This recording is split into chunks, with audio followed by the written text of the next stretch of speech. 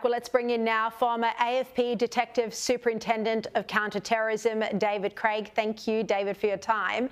Look, the Prime Minister claims he can't answer questions about when he found out about the caravan of explosives. He says it would compromise an investigation, despite Premier Chris Minns happily revealing he was briefed on January the 20th.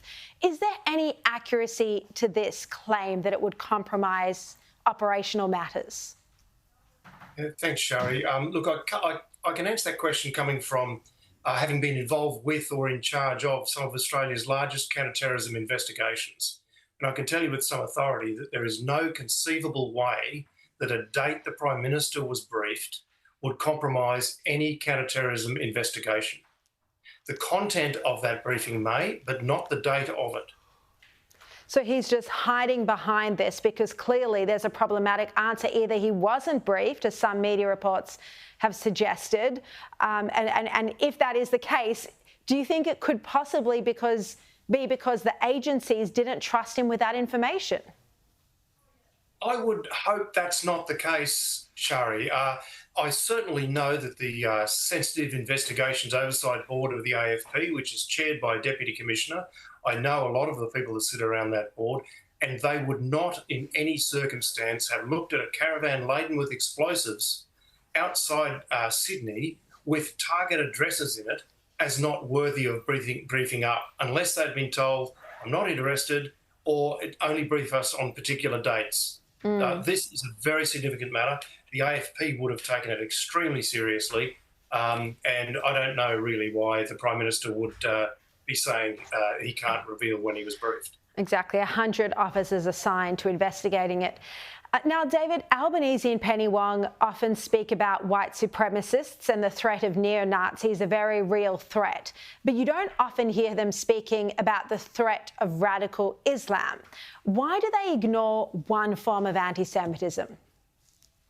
As an investigator, Sharri, as a detective, it's very hard for me to answer that with any logic at all.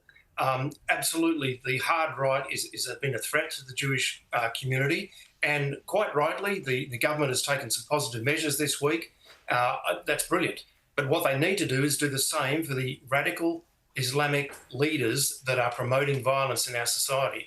I would like to see the same proactive measures taken by this government that would promote the effective and proactive work of the police to bring those to justice that promote this evil hatred of the Jewish people.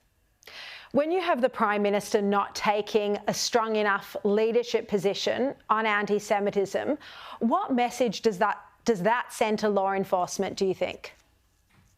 Look, I think that there's a visible dichotomy between what has happened with the New South Wales Police and the strong leadership of Premier Minns. He has been forthright in saying that he wants to catch the bastards behind this. He's given a lot of impetus and a lot of firepower to the police for them to undertake their duties. Come to the federal side, and we're just seeing, as I said the other day, a spineless approach of it's okay, it's not such a big matter, and that sends a message to the police that, well, maybe this government's not so interested in this, so we can concentrate on other matters. But I can tell you now that there is no bigger matter to deal with now than anti-Semitism in Australia, and its escalation. It is escalating, and it will end up with a loss of life if we don't do something to arrest it.